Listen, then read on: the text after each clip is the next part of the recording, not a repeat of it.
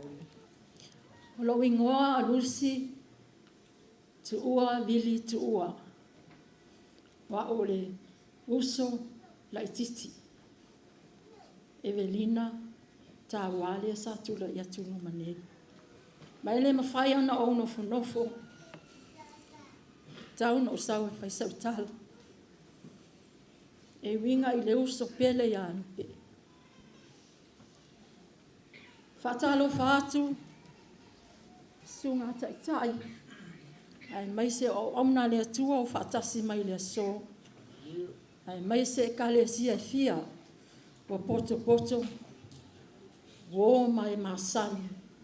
Ai mai se ai na lua. Tali tonu o tatou fatasi mai le nei afiafi. E Molimau wina. Toi taimi o lupe. Nunga nei funga ile ele.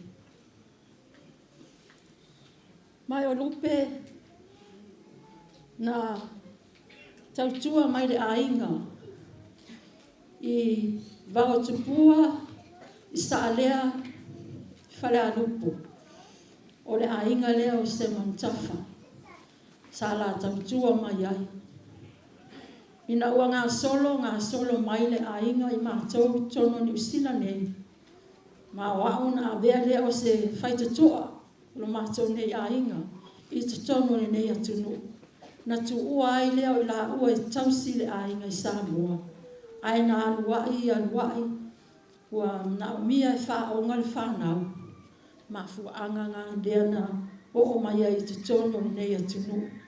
Mai o lupe o se tangata tautua le lei, tautua ainga le lei, e alofa i so se tasi.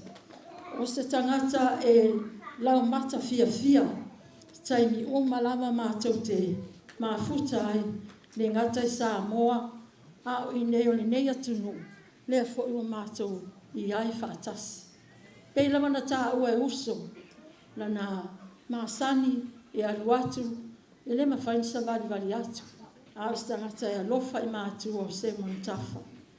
Ma e le ngalo le mafuanga lea watu ua ai o mātou whale maainga, I Wellington, au mātou malanga mai, mātou te fia Molimau wina, toi taimi o le uso i a lupe. Mai mātou te whaafetai a toi foi i ainga o lupe, o lo mātou mafuta whaatasi i ainga lua, mai tali tonu, na mātou mause mawhatanga fia, ma le nei, o le whalitua i a lupe. Mai o lau te talo i a lofa le atua, so ani atu ia tafa. Se man tafa I lau fionga. Ia loto tele. Whātua tua le atua. Awa e tali tonu. E alu le tina. Awa tua mau na winga le lei a te oi. Ai mai se le whanau. Ia maua le whanau le winga le lei o nei tina.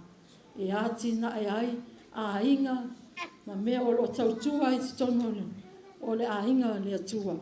Ai mai se foi so ani a se montafa. Ia alofa le atua, ia whaapea ona maua sana malolonga le lei, ia maua foi se ona no foanga pe ona tā ua le au ona nei a fiafi. Ina ia whaapea ona tau lai atu, lana vaai le taimi a fio mai a Yesu, ia ma tātou mafuta ai, I le ai wa uma na tofaina Yesu mo tatou I le aso pe a whaane mai matai.